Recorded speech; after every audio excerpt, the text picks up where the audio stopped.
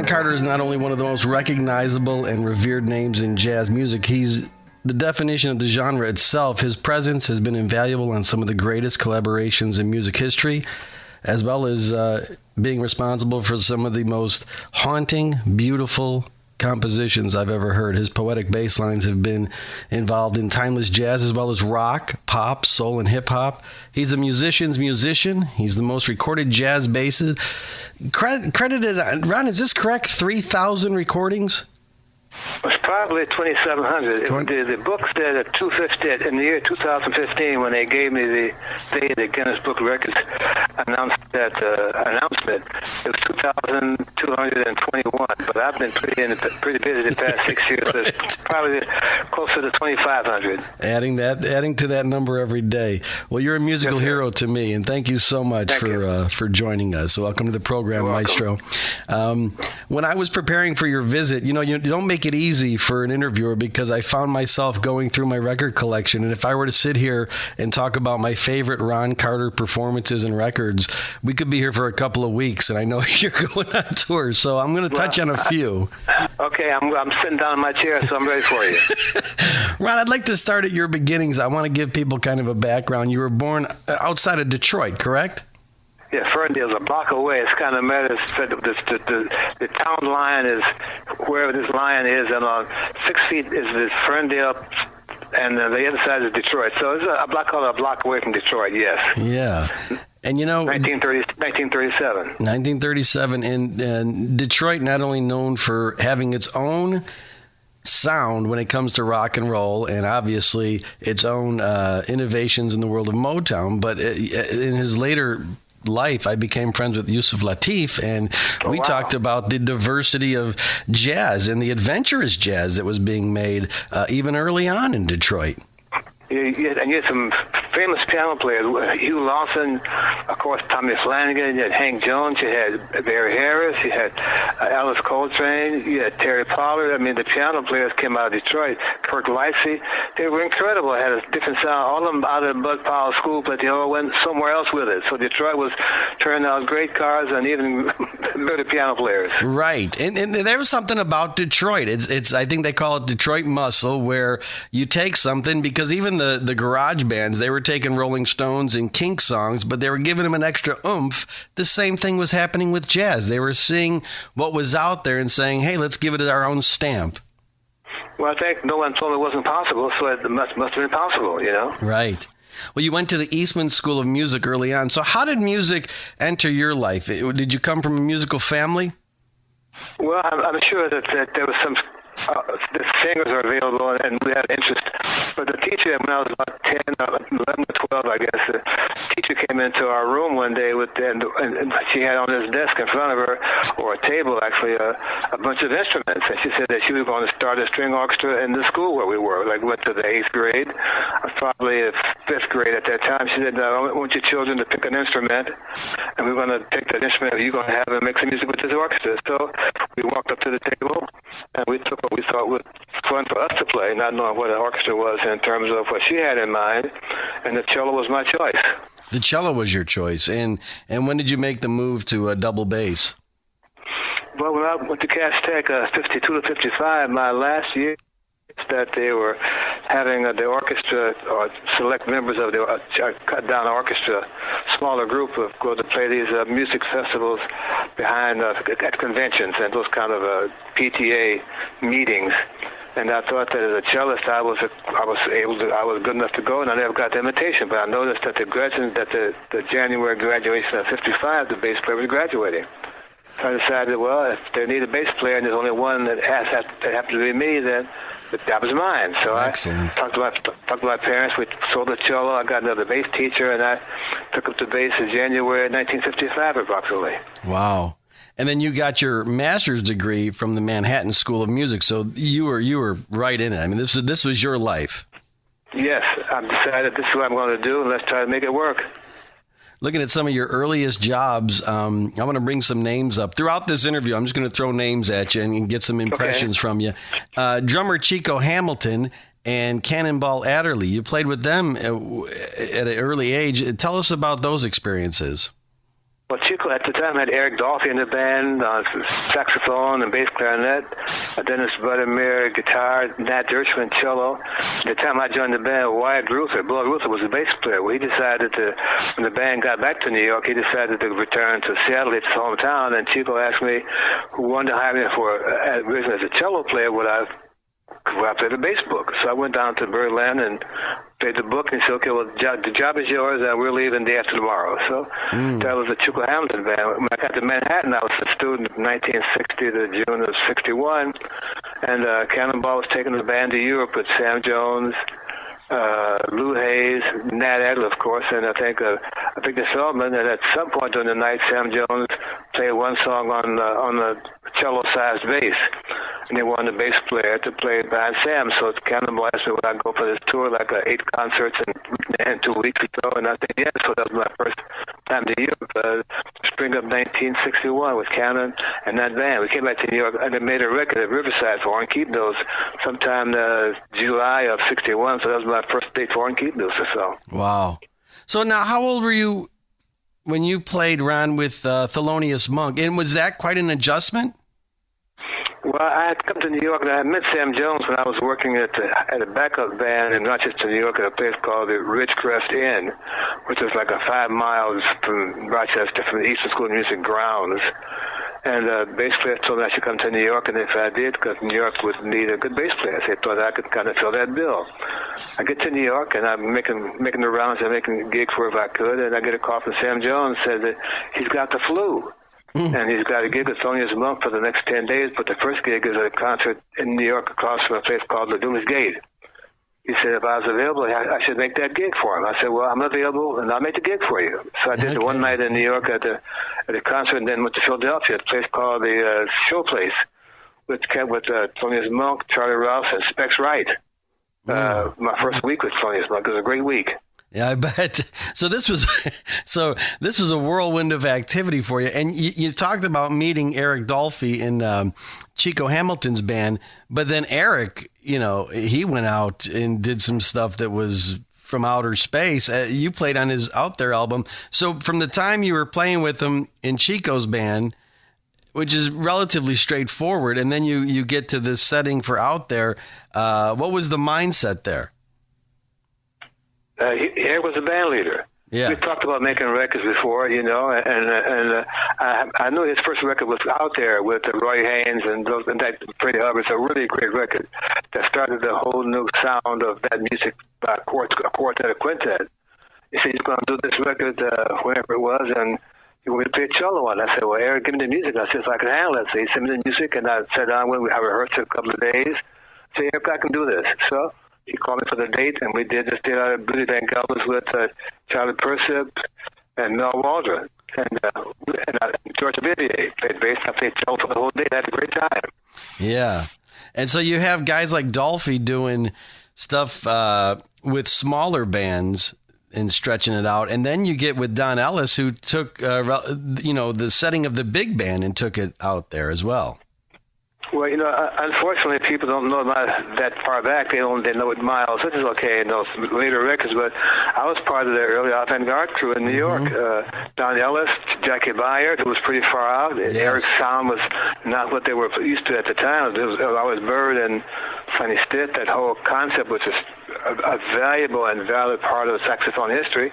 And Eric was doing something harmonically different. I was playing with those guys. So my familiarity with the non-bebop school was part of my upbringing as I got to New York. Right. You were part of the avant-garde. And so jazz, here it is in the 60s, expanding far beyond straight ahead or bop. And it seemed like, and it still does, and people like you have continued that, that the genre of jazz, and we're going to get into that a little bit later on, it was and is limitless. And you guys knew that early on.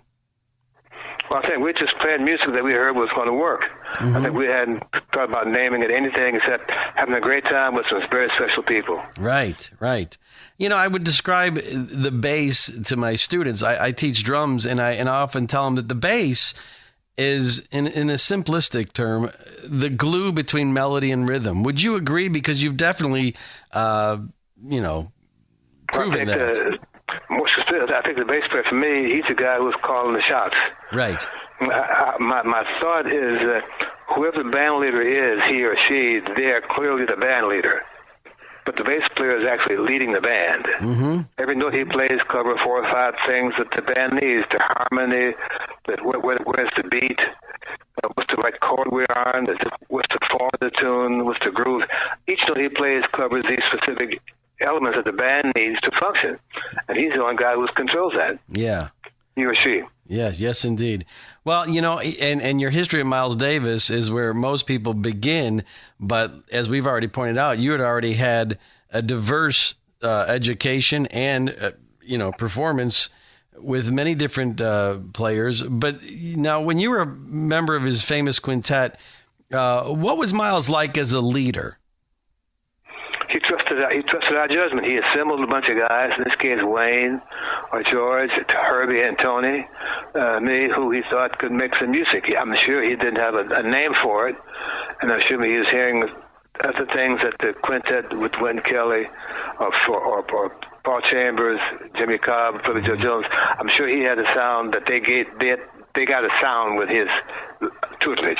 Right. He understood that this new bunch of guys would be a different kind of sound he wanted, but he didn't know quite how to describe it. And at the time, no one had a name for it. I'm not sure they got a good name for it now, but he trusted our input, and he asked for questions on what we could do and what we thought about it, and was it valuable, was it valid? And he was very curious as to how we felt about it. We weren't waiting for him to give us the stick or tell us what kind of uniform to wear. He was interested in having us help him make a decision on what the band was going musically. Yeah. So then, do you come into a setting like that? In all these recordings early on, are there just lead sheets? Are there chord progressions? Is there a melody line? How do you record stuff like that? Well, they all had lead sheets. The first, we never rehearsed any of those record dates. We just kind of meet at the date at a certain time, and whoever's tune it was, Wayne's or Herbie's or Tony's or whoever Miles had sketches of, we passed them out and make sure that they were written correctly, that they agreed on what we're looking at, the same piece, the same measure marking, the same changes, and we'd go from there. We'd take turns, so first your turn, whoever it is, and then next is my turn, and next tune is Tony's tune, and next Herbie's tune, and we just got the library finished at that session. Yeah. I want to diverge for a moment and talk about your role as an educator. You said in a recent interview that, quote, I discover new things in any song all the time, which I found it just punched me in the head. I'm like, yes, I'm going to use that for my students. Can you expound upon that? Well, once you understand the form of the song, and once you really know the changes, and that you can sit down and write out a lead sheet of someone what the chords of this particular tune are, and you have a bunch of guys with you who are as curious about harmony alterations and the rhythms as you are, it's easy to keep an open mind and discover new ideas for the song. To make all that work, you need those elements. You need to understand the form of the tune. You need to really know the changes. Mm-hmm. You need an environment that encourages that kind of outside the envelope ensemble playing. And I've been fortunate enough to be a part of those kinds of groups throughout my career. Yes. Yeah, you tell the story a different, you add a little something to the story every time. That's kind of like... Absolutely. Yeah. So as a player, you've worked in such a wide spectrum of music imaginable, Roberta Flack to Alice Coltrane and in A Tribe Called Quest. So when you're preparing, Ron, to enter the studio with an artist or group, and maybe there's someone that you're relatively new to, how do you prepare? Well, I tell my students to do 3 things. First of all, be to the gig an hour early to get set up and to see the music. Second, like I asked them to leave their ego at home and bring an extra set of ears to the recording session, because you'll need that to make it work. Yeah. Yeah, and so now when you're in a studio and maybe you haven't heard the music that much yet, I know Steve Gadd says he'll sit down with a cup of coffee, listen to the song maybe 10 or 20 times, and then let's do it. Is it similar for you? Well, my patience is not so long. I kind of trust my instincts a little faster because I'm playing all that stuff I told you each note must do for the song. Generally, they pass out lead sheets and give us tempo, and we we dive right in. As a bass player, no one's going to play my part but me. Right. So I'm kind of making my part unless you got a specific bass chart The Yeah. player from I generally make my part from the lead sheet, but just has a melody and changes on it. I'm on my own. Given that general recording's presence, I kind of have to trust my instinct and what I hear to make the song, with no help of a bass part, do what I think the melody requires, and I hope the leader trusts my judgment with my choice of notes. Right. One of the things that I would use to describe your compositional endeavors, as opposed to a lot of players, is mood is so prevalent in everything that you do. And can you kind of tell us about how that plays into not only your writing a song, but also in playing a song and choosing notes? Well, I try to have a person in mind or a sound, and I wrote that song Mood with the Miles Band, and at the time we were playing a lot of really fast tunes, man, a lot of difficult changes, and I said, man, I had enough. Let's try something that's a little less intellectually commanding, something that we can get our teeth into without so much research that is right here in front of us. So I wrote a song that didn't have a lot of complex changes. The form was kind of unusual as the forms were developing at that time. And the bass and the drum parts were kind of basic, but the harmony that I was able to get Wayne and Herbie and Miles to play on was a little more different than the standard ballad at that time. And those guys understood what I was aiming for, and it made it fun to hear my thoughts realized by those three other guys. Yeah. So I'm going to bounce around a bit, Ron. And, you were a staple player for the CTI label in the 70s and 80s. And yes, those records are so important to me, so many of them. There's so many. I mean, that's what's so difficult about interviewing you. You've done so much. So, again, maybe you come out to the house, we spend a week, and we'll do a documentary. But I'll just go through my record collection. What about this one? What about this one? But for those... lots of coffee. Yeah, right. Lots of coffee nearby. So for those not familiar, let's go back and talk about that particular label and its output and kind of its approach to letting artists be artists. Okay, well, give me a specific question and I can help you with the answer. Okay, for CTI, so I want to touch on some of the albums. And so when you recorded for CTI, we'll do a little word association then. I'll mention a recording and maybe you can give me what comes to mind. First of all, the double whammy for me, 1973, Blues Farm and All Blue, your solo albums. Tell us about what you can recollect of those recordings. Okay, well, the Blues Farm, the title is, well, at the time I was going through, I had published a book called Building Basslines in 1964 or so, and I'd have to go to the post office to pick up the orders from people who ordered the book. And while I was there, a lot of the postmen who were working behind the counter were jazz fans, and they knew about music and Miles and stuff like that, and they recognized me from picking up these orders for the books. And 3 or 4 of those guys, man, I went to the local gigs in Harlem. They were wonderful saxophone players or drummers, And I called that place the Blues Farm because all the guys in there who really played good, but they were being farmed out to work at the post office. Oh. So the title of the record is strictly Blues Farm. It's for those guys and gals who were unable to do the jazz thing they wanted to do and got a stable job at that time working for the U.S. Postal Service. It's just dedicated to those people. We became very close to talking about music and options and the scene. There's a lot of jazz on the radio at that time. There were a lot of jazz clubs that they would frequent during their off days and come out here to guys play. And they would maintain contact with the community despite working in something completely different, the post office. Right. And so it's dedicated to my memory and my love for those people who could only go as far as their love for the music, but they found a way to be productive in society at the post office. Right. And what was the other record? All Blue is another, because you put those both out in 73. It was a big year for you. Yeah, I kind of played that record played that song a couple of times. I think maybe, yeah, I think I wanted to be in charge of what happened to it. And I thought that I had fun making that record. We went out to Rudy Van Gelder's, and again, there was no rehearsal for the record. I had the music printed out. I had the parts written out, all that stuff. They knew what I wanted. And those guys, they were ready to meet the challenge that I thought my music would present it to them. And we left the studio feeling that we got all we could get out of it in 5 hours. We got all we can get out of this town. Lovely. Next case. When you talked about the people at the post office, and people who are, gigging when they can, And I think that's paramount to what I tell my students, because I teach a lot of young kids who are aspiring drummers, and some of them, their goal is to be the lead or to play the kit in the ensemble at school, and others want to become rock stars. And I tell them the most important thing for any artist is to fall in love with the work, because whatever successes you gain financially or in recognition, the most important is how much you can grow as a musician and how much pleasure you get out of the work. And I think the people at the post office, they understood that. Absolutely. They wouldn't be productive citizens. Yeah. And they had so much love for the music. They played it whenever they could. It wasn't their time to get the kind of exposure they needed, or they may have come along when there were already some major saxophone players who took up all the air.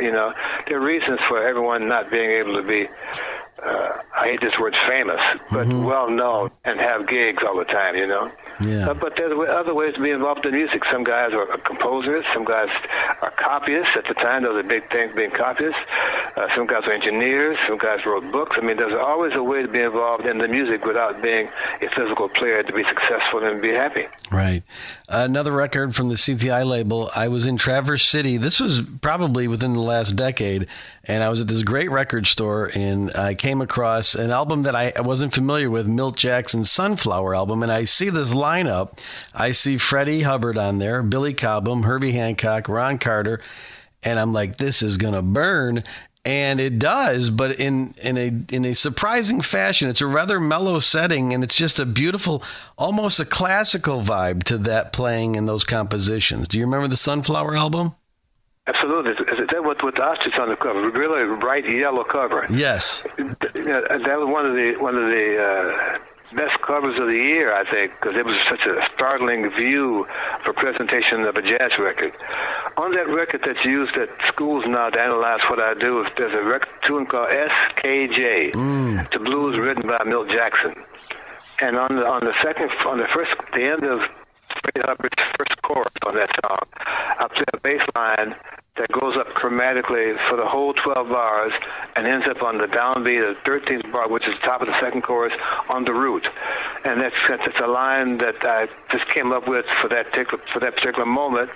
And if you listen to Herbie playing piano, you hear him use the same kind of concept during his solo. It's a very good record to analyze how jazz is a communicative and a group endeavor. Yeah.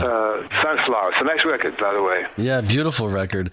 You also did a string of an up-and-coming artist during the CTI days, George Benson, who would go on to great pop success, but those records are just fantastic as well. What was it like working with George? Well, I regret that people who know him as a great singer, that they're correct, but they could hear him as being a great guitar player, man. That'd be a whole other avenue of audience for George. Not that he needs it, but boy, they should hear how phenomenal this guy is playing the guitar. And George Benson, man, he owns the guitar. I'm so much in love with how he plays the instrument and what he does with it. One of my favorite records is not on CTI. It's called Giblet Gravy. We do Billy's Bounce with Herbie Hancock, I think Billy Cobham and me. And boy, George Benson's solo on that track is just otherworldly. And I recommend any guitar players who sing to hear that record. All right. Well, back to Ron Carter composers. So many beautiful pieces that you've written are in so many different, diverse styles. So what is the creative process for you when you sit down, you're going to write a song? Are you driving to, down the road and a melody gets in your head, or are you playing bass and something comes out? And walk us through the process there. Well, it depends on where I am, if I have any projects in place. Unfortunately, Mike, I just can't sit down and write a great idea from nowhere. I need to have a purpose. I need to have an aim. I need to have a person or group that requires my writing for a project. Once I have a goal, an aim, or an intent of the results of my work, I sit down and find a melody on the bass. I don't play a very great piano, but I can kind of mumble through it. Get a melody. With this melody, trying to find out what form it is and what kind of changes make this melody do something that I think would be worthwhile for having someone else play. Mm-hmm. And once I get that kind of concept, I sit down and figure out what's a good tempo for this melody, and who do I have in mind? If it's George Benson or Hank Crawford or whoever I'm working for, Grover, what's their tempo? What song what's their favorite set of changes? And what's their favorite tempo? Can I find something that's mine, of my song, that covers what I think is their sweet spots, so to speak? And I'm off to the races. Okay. Yeah, that's a great insight, because when you're writing a song, you're kind of thinking of play. It's like, kind of like a director or a screenwriter who can see the actors that are playing in this particular film. So when you're writing a composition for someone else, you kind of go through the same process, I'm guessing, kind of looking at how they sound and maybe what their strengths are. Yes. Yeah. And sports is called wheelhouse, Mm-hmm. Yeah, wheelhouse? Right. What's in their wheelhouse, indeed. So I want to talk about some of my favorite tunes again. Okay. When you come out here for the weekend, we'll go through your whole selections. But Sheila's song, the first time I heard it, I had to just stop what I was doing and listen to it a few times. One of the most haunting melodies, and it's melancholy, but it's uplifting at the exact same time. And I just, if you can expound on that. Well, at the time I had just put together an octet, a nonette, I guess, with 4 cellos, piano, 2 basses, drums, and percussion. And one of my friends who was a dancer had just left the concert, had just passed away. And I thought that it deserved being memorialized in music. And she's a nice lady, and she got cancer, and she just passed away. But she was an interesting dancer. She was interested in dancing with rhythms and movement. She was very attractive to watch her move in time. I thought that I'd like to have her in the band's, be represented in the band's library, to having a song written just for her. Gorgeous. And the song, a Sheila song. Yeah. Oh, what a beautiful tribute. Going back to your Blues Farm album, Two Beat is a song that is made for a Sunday morning cruise, either in the country or the city. And so now when you're composing a tune, do you ever have visuals in mind like that? Well, if I'm going to be responsible for the music that the bass player plays, I wanted to be in his wheelhouse. Right. And Jimmy Heath calls that stuff the businessman's mounts, those kind of tempos. Mm-hmm. And I thought that since I'm going to play this record, I'm going to be responsible for its entirety. What are some of my favorite tempos? Mm-hmm. And that tempo, that piece, it's just kind of a nice, comfortable zone. You can kind of watch the birds. You can kind of have your coffee and donut on the front steps of a country house.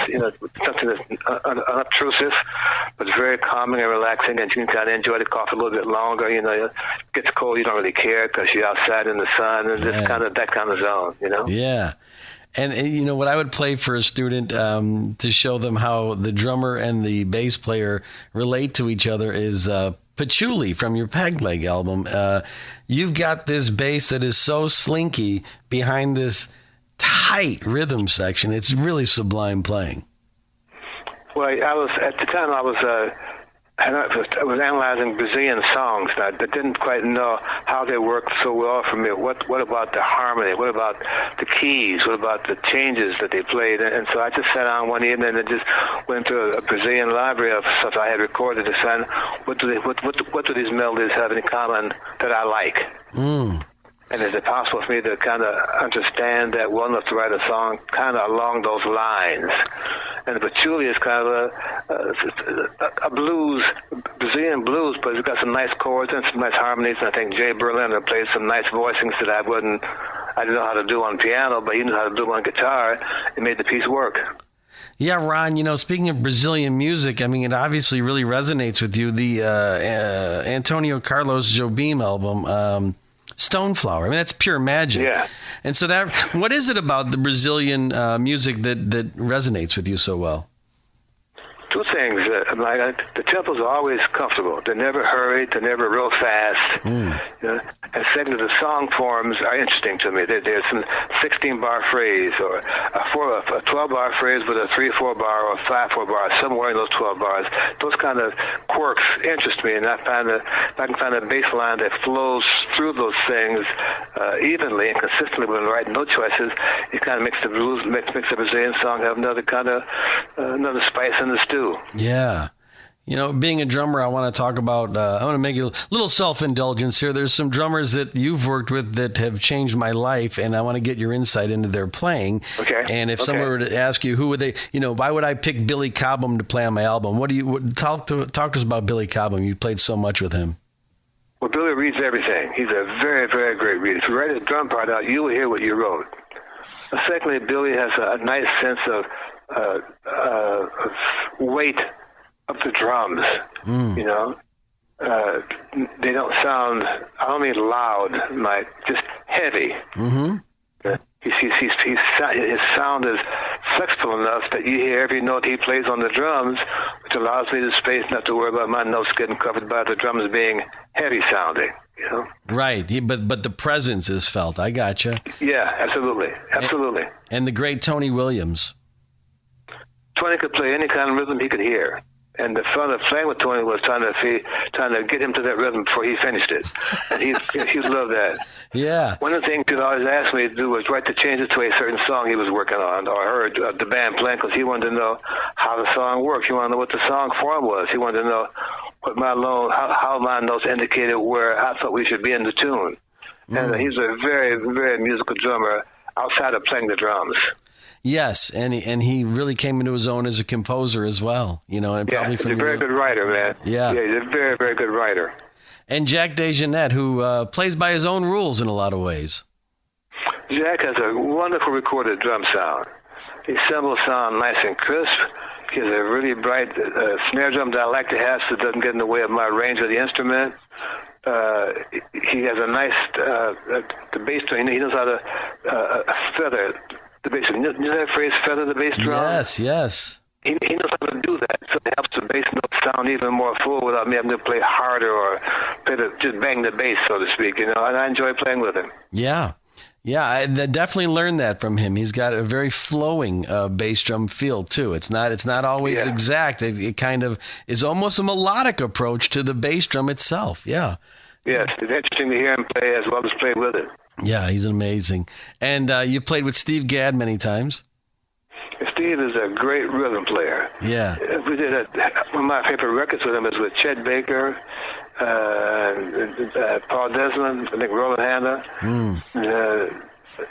We did Autumn Leaves. That's what's on YouTube now. And boy, yes. Steve is right in that zone where the beat is clear. He's articulate with where the beat belongs.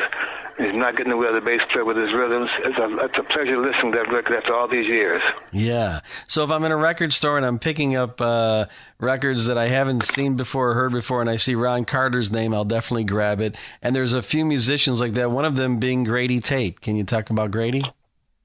Grady is the epitome of a studio drummer. He's played with everybody, anytime, all the time. Yeah. He also turned out to be a wonderful singer. He said he's had enough playing drums. He's going to sing for a while. So he put the drums down, man, and started singing. And he started singing really well. I made 3 or 4 records with him as a singer. Yes. They're really great. Got great diction. He understands intonation, being a drummer all these years. And boy, it's a pleasure to play with him when he was singing too. You know, when you were talking about George Benson earlier and how just astonishing his playing is. You also worked with Wes Montgomery early in his career. I mean, he was just getting his name starting to spread there. And you had mentioned in an interview that I don't know if I read it or I saw it on YouTube or something, that Wes was a bit shy and he was maybe a little unsure of his role in music. Well, I think he was more shy about telling us to give him what he thought he needed. Okay. And I think maybe he couldn't define what was not okay with him. He just didn't. It just wasn't there what he would be comfortable doing, and because he didn't know how to tell us it without holding the band in such high esteem, right. He didn't want to seem like he was putting us down. You know, and we were saying, Wes, what is it? What does it take to make this work? You know, and after a while, he became comfortable not with just expressing his opinion, But understanding that these guys were going to help him sound good once they understood what they thought that he needed to make him sound even better. Exactly. You know? Yeah. Yeah, he's a really a wonderful player, it's obvious, but really a nice man who understood camaraderie. Yeah. Well, now when a band or an artist is seeking out your input, or when they want you to play on their album, how do you choose whether or not to take a gig? Other than I'm available or not, do they have any music? Do they have a concept? What kind of budget do they have? And how many sessions is it going to take to get the project finished? Yeah. Yeah, exactly. And so what about when you're taking on students? What do you, because every student is different. Yeah, I asked them to send me some kind of visual, some kind of YouTube or MP3 file so I can hear what they think, hear what they do. And I asked them, what do they think they need most help in? And I see if I can fill that note, fill that space in their heads, and I make sure they don't call me Ron. Well, I call you Maestro, so that's you see me on Facebook every time you comment. I'm like, this is my guy. We can deal with that, but don't call me. Don't get personal. No, we're not there yet. You're Mr. Carter, right? Yes, or Maestro. Maestro's great. So and I call them Mr. and Mrs. too. I want to get this teacher-student relationship to be good. Yes. Yeah, you want to keep it somewhat formal. Yeah. Yeah, and it starts with understanding who's who and what's what, so that we can all learn from this process of student-teacher. I'm learning each time I teach them, and I hope that they leave my house or my studio. Gee, I learned this today. Right. Teachers look for that. Yeah. Yeah. Well, that's, and that's the thing I think that's important to emphasize, that being so well known, some people may seek you out just because they have kind of a desire to meet you or to hang with you. And I think that could get in the way of actually the learning process. I try to feel that out. That's why you gotta get the guys who just want to have coffee with you, and I will do that in a much more social setting than a lesson. The lesson is not a social event. Right. It's a class. Yes. Yeah. It's a learning situation, and they have to understand that that's what I'm looking for. And if they aren't looking for that, then we don't get together at all. And that's probably best for everybody. Yeah. Great jazz players obviously are great improvisers, and when I think of improvisation as a technique, is it a mastery of formal technique, or is it a mastery of imagination, or is it a marriage of both? All of the above. Yeah. Yeah, because that's kind of what you can't really break the rules until you learn them. And I think you've been a big proponent of that. You've learned the rules early on. Absolutely. And breaking the rules doesn't mean dismissing them. It means expanding on them. Can you talk about that a little bit? Well, rules are made to be broken. And I like to think of my students needing a template or a base, right, on how to best understand what it takes to make a booking baseline work, for example. Yeah. I think you don't work on perspiration or enthusiasm or the feeling. There's a certain level of concept that you need to have before the baseline can function on its own. Yeah. I spend a great deal of time trying to have them understand that for as difficult as the bass is, to understand what makes the lines work, makes it a little less complicated and even much more enjoyable, the results. And what would be some of those steps to making a good bass line? So I'm listening to a song, maybe someone brings in a demo, and it's just an acoustic guitar. Let's talk about a pop song. So what would you key into first? Is he playing a tune? Is he playing the form of the tune? Where is he playing it on the bass? What kind of sound does he or she have? And those 4 or 5 things are enough to give me a head start on whether I can help him despite what he thinks he needs to know. And where you're at, yeah. Boy, it's like going to school with you, Ron. First of all, thank you. I'm going to keep asking a few more questions, but this is a highlight of my career, and I so appreciate it. It's been a long time coming, and your music has enriched my life. And so when we were kicking off the podcast, in addition to the radio show, I was thinking, hey, Ron Carter, and I know you're so busy. I want to go back to the Roberta Flack First Take album, which opens with some of these beautiful booming bass notes on compared to what the leadoff track. Now Roberta moved into a more pop-oriented style after that album, but can you bring us back to that recording, because it's kind of stark and it kind of lives in its own world in her catalog. Well, she was working with a band in Washington D.C. at a club in Washington, and Joel Dorn, through recommendations from other musicians, talked to come to New York to sign with Atlantic and making a record. Well, they came to New York to make a record, and after the first couple of dates, I guess the record was not successful. The making of the record was really a process. And I think that the band was not used to making records, and they decided that since she's here and she just signed with us label, can we call guys who can come in and help her make this record? At least the contract would be finished for this arrangement that we have to sign her to the label. So they called me and Grady Tate and me and Ray Lucas, a wonderful drummer, man, and Bucky Pizzarelli. And Roberta played all the arrangements because they were hers from her time in Washington. We just had to play the part she gave us and make it work. And that record put her on the map, and it also put us on the map because we had a chance to really explore our own musicianship and be able to really let her lead us to a direction that we would not probably get to on our own. Right. Yeah. She's a wonderful piano player, man. She has a real sense of form and concept and voicings that she's found that makes her sound great. Yeah. Well, our job is less complicated because she knows what she wants. Our job is to find it as quickly as we can to complement and supplement her view of what's necessary to make her be complete. And that record is a good way to look at a studio band. A group that comes in the studio that becomes a studio band after one or two takes. Yeah. Yeah. Well, she's a commanding presence. There's no doubt about it, having seen her play. Yes. Yeah. In the late 80s, you released All Alone, which is just that. It's you playing all alone with your bass. And yet for a singular instrument album, it not only expands the bass for a listener, but it covers both rhythm, melody, and composition. I think that's essential for any musician to listen to, no matter what instrument they play, because a lot of times you'll have instrument spotlight albums that are just shredding, and this is not the case with this album. This is poetry. Well, the bass sounded good that day, and I say that to my students because on certain days, man, the bass just kind of takes over. It's a nice place to be when that happens, believe me. And this is one of those days where the bass just kind of said, look, what did you play? I'm going to respond okay to that. Beautiful. And, it was a good day. It was all done within 3 or 4 hours. I went in with a plan. I had 8 tunes in my mind. I'd written out little sketches for each song. I had a tempo in my mind. I wasn't going in there looking for a concept.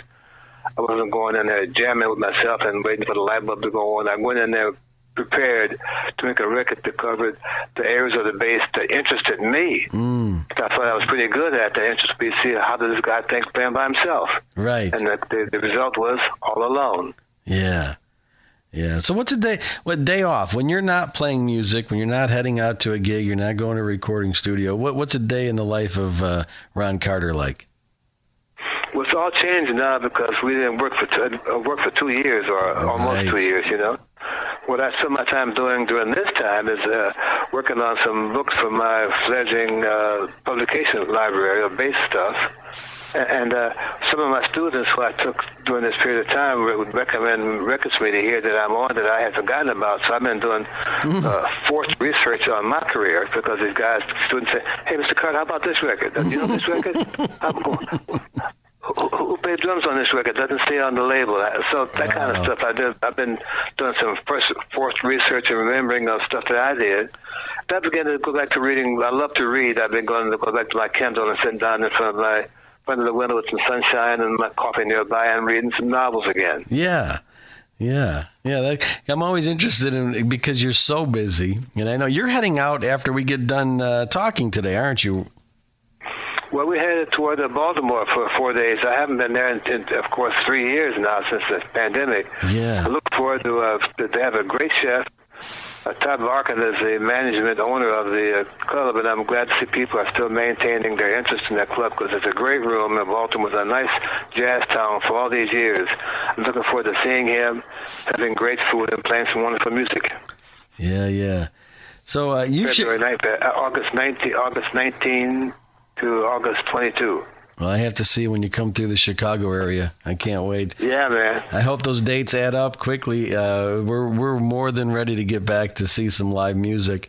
You shared your stage with Pat Metheny a number of times. Another musician who, like you, continues to explore the boundaries of music and I guess quotes around this. What is jazz?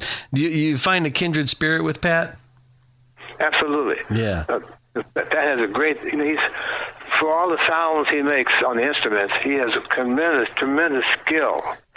We did some duo concerts together, and I was just amazed at how quickly he found those notes he was finding. And that's kind of the skill level I aim for the bass, at playing the bass horizontally rather than vertically. Pat really plays that stuff, man, and just to watch him do what I hear on the records, I said, that's how he got those notes. He's already there. All he got to do is put the finger down. That kind of awareness of his skill level. Tremendous skill. And a wonderful man. I love playing with him. Yeah. So now you get this a lot, I'm supposing, but I know when I was first introduced to jazz music, we'll use that term. I had grown up in a family. My father listened to a lot of big band music, Glenn Miller, Benny Goodman. There were Louis Armstrong records, but it was pretty standard. So as a 10-year-old kid, that was my idea of what jazz was. And then I started taking drum lessons, and my drum teacher's bringing me Tony Williams' Lifetime, and he's bringing me Return to Forever. And I'm like, the top of my head is just exploding. I'm like, what is this? But it was a whole new thing. So what is jazz? What is the music that you pursue? Let's talk about the definitions, if we can put a definition on it. I tell them that if you want to hear what jazz is, you come to wherever I'm playing. Yeah. That's it. What I'm playing is jazz. Right. And I don't go any further than that. That's it. It's something that needs to be experienced and absorbed, I believe, right? You got to be there to understand it. Yeah, but again, once you see it take place, that's part of the music, Yeah.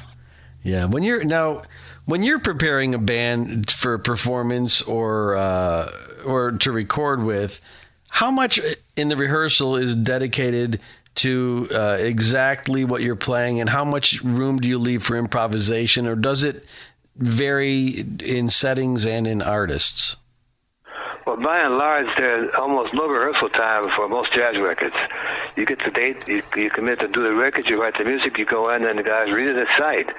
Seldom do you have the rehearsal time scheduled because everyone in New York is always busy. Mm-hmm. It's tough to get a band together to have a 5-hour rehearsal because they all got other jobs. They got the Broadway show, they got night gigs, they got stuff to do. So rehearsal time to look for that to be a part of the record date is kind of a dream.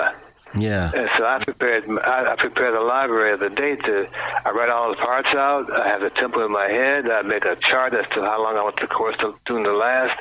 I go prepared as if we've already rehearsed in my head.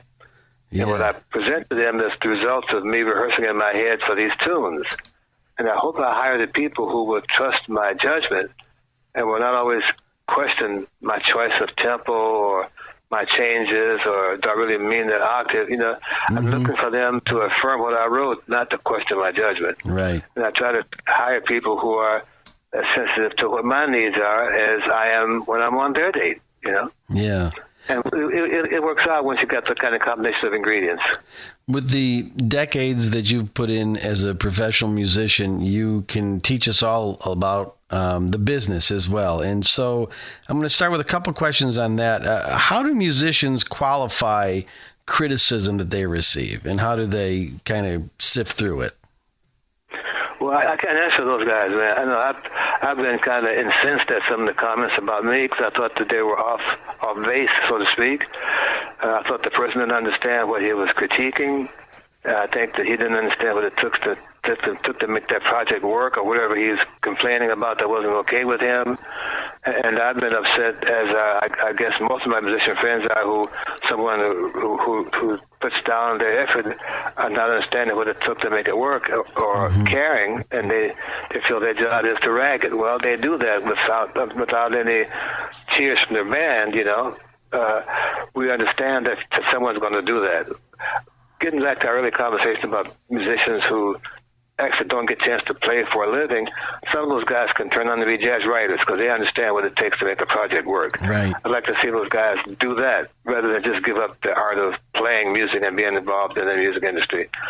One of the things I'm looking for is more kids to be writers on the music, who lived it, who've been involved in the scene, who are not just doing this a journalism project, you know? Yeah.